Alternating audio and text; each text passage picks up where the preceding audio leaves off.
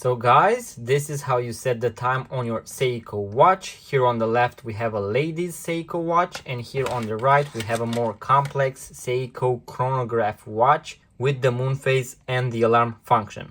So first of all, on a ladies or men's watch where you do not have a date window, you simply pull the crown to the first position because you do not have a second one, and you can simply rotate it until you have the desired time, and then simply push the crown back in its initial position, and you are done. Now the time is set. This specific model does not have a second hand, so that is why you cannot see it tick.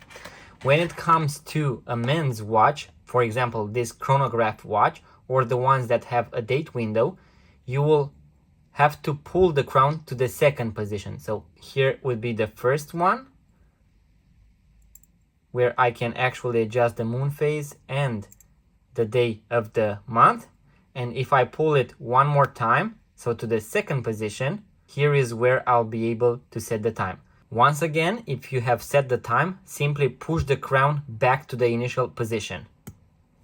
And you are done. As you can see, this one has a second hand, so you can see the time ticking. So that was the video, guys. If you enjoy this kind of videos, make sure to subscribe to our YouTube channel, like this video, and also if you are interested in vintage Seiko watches, just like these two, make sure to check out the link in the description below or go to vintageradar.com. Thank you guys, and see you next time.